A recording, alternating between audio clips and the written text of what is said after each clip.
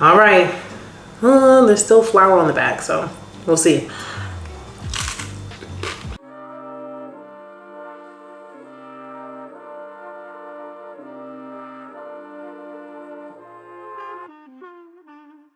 What's going on, y'all? Welcome back to my channel. My name is Jaleesa if you're new here, and it's been a very long time since I've done a cook with me. I kind of stopped doing those on my channel, but we are inching to our 1-year anniversary living here in Italy, and I thought, you know what, kind of the pre-kickoff to, you know, reflecting on our time in Italy, I thought it would be so much fun if I tried to cook a Italian dish from scratch. And so that is what I'm doing today. I am making pizza. The goal is to make margherita pizza because that is really a true Naples staple pizza. It originated here in Naples, so that is my goal, but I'm not gonna lie to y'all.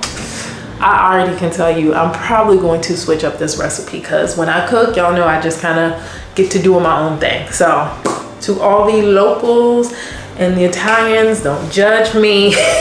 I'm just gonna put my own little spin on things. So these are some of the ingredients that I will be using. These are the main ingredients that I will be using in my recipe. And I just wanna have fun.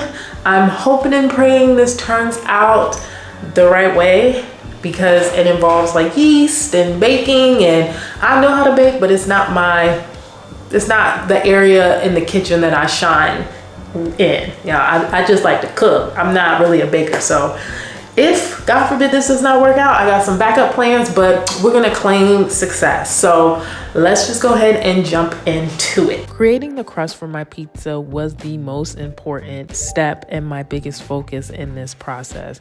Now, although I had planned on sticking to making a margherita pizza, I immediately deviated from that plan. I started adding seasonings to the flour because I just like to add a little extra oomph to any recipe that I cook, and I try to make it my own. So I did deviate, but although I deviated, I knew that these minor changes would not impact the overall end result of me creating the dough for my pizza crust. Now, something that would make a significant difference in whether my pizza crust came out right or not was ensuring that the water that I added to the flour was at the proper temperature. Reading through some recipes, I realized that having the water at the right temperature really helped with the yeast and the fermenting process. All right, y'all, so we are at the scary part of this process. I feel like this is the one step that will make or break this recipe, and it is adding the yeast. If you've ever cooked with yeast or like made beer or anything, then you know this can make or break a recipe. And this is like the part that I'm nervous about because I'm like, again, I'm not the world's best or biggest baker, and I definitely am not the biggest fan of using yeast. But this is what makes pizza pizza. So we're gonna see.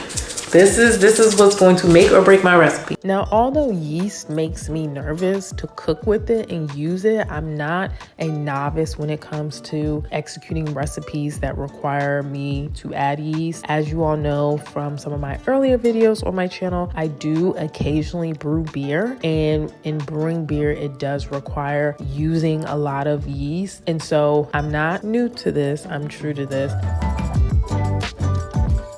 It's working, y'all. It's foaming. The yeast is awoken. Or is it awakened? The yeast is not asleep anymore. It's up, y'all. Yay. So now we gotta dump it in the flour and see if the dough is gonna dough and do what it needs to do. Let's keep going.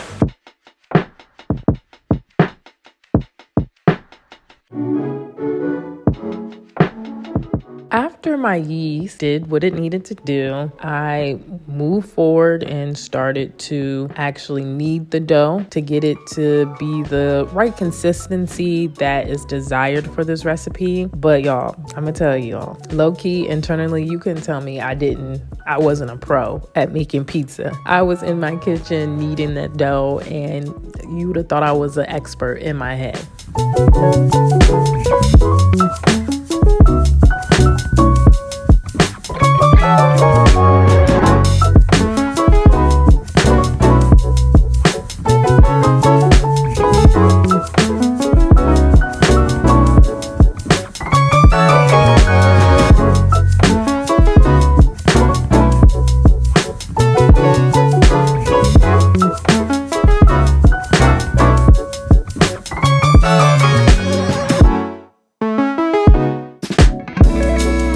All right, y'all, so this is the point in the recipe where I need to let my dough sit and expand so I get a little bit of a break.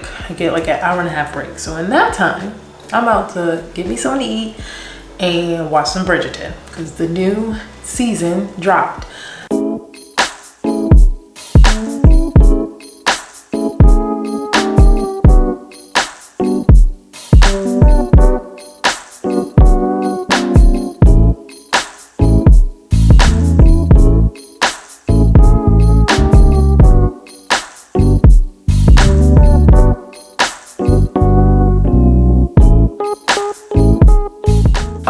Okay, y'all, so I am back. It is now Saturday afternoon, so it's getting close to dinner time, so I have to finish this recipe. Thankfully, the dough did what it needed to do. I was able to get 3 balls of doughs, and I'm just gonna cook one tonight. I'm gonna freeze the other ones, and this is how it looks right now. So hopefully, when it's all said and done, it will taste delicious and all will be well. So now I'm going to start making the sauce and then we're gonna assemble this. So let's continue our hard work. To make the sauce, I will say it would have been a lot easier to go ahead and get like a can of tomatoes to quickly make the sauce, but I wanted to keep in true Italian fashion. I wanted to make the sauce from scratch. Now, I'm not gonna sit here and say the way I did my sauce is how the pizzerias in Italy do it. Again, I'm really big on seasoning and adding extra things. I probably did deviate from the true Italian recipe when it came to making my sauce, but you know, again, you gotta, when you're cooking, you gotta add your own spin on things to make it truly your recipe. For this pizza, I decided to also add Italian sausage. Now, in an effort to get Parker involved, I separated my dough again. I did not think when separating the dough it was going to make it like personal size pizza. That was not my initial intention, to have personal size pizza, but that's just kind of how the cookies crumbled.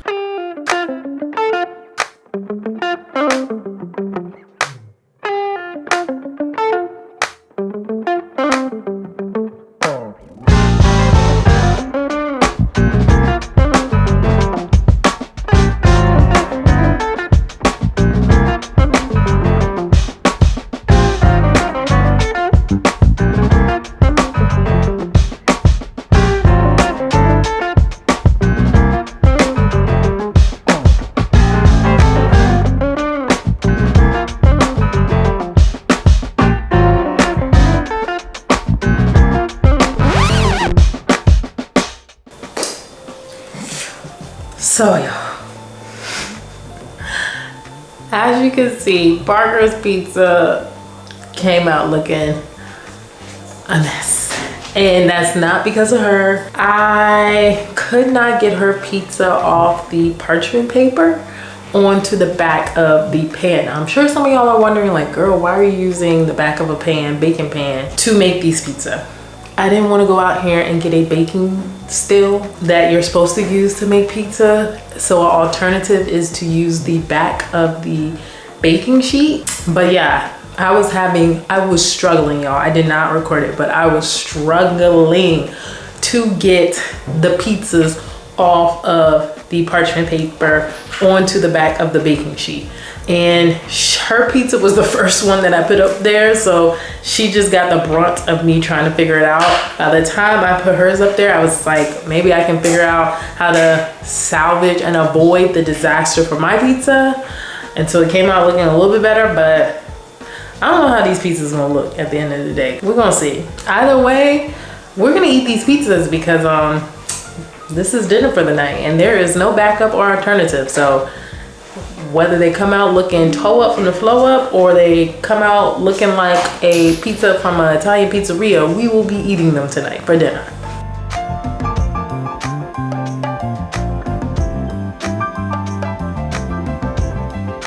All right, y'all, this is the moment of truth. This is the final product. So I think it looks good. I realized there was like some edges that had some flour on it. So I ended up cutting that off. But overall, I think it looks good. All right, there's still flour on the back, so we'll see.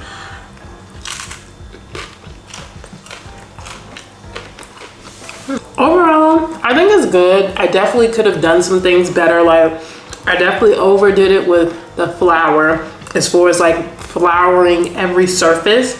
And the flour, some of that like residue flour is still on the pizza. So I feel like outside of that, I think the pizza is pretty good. It's got just enough crispiness to it, but it's not too crispy. The seasonings are just how I like them. I think I did a good job minus all the flour. And Parker likes it too. So please make sure you like, comment, and subscribe. And as always, I will catch you on the next video below.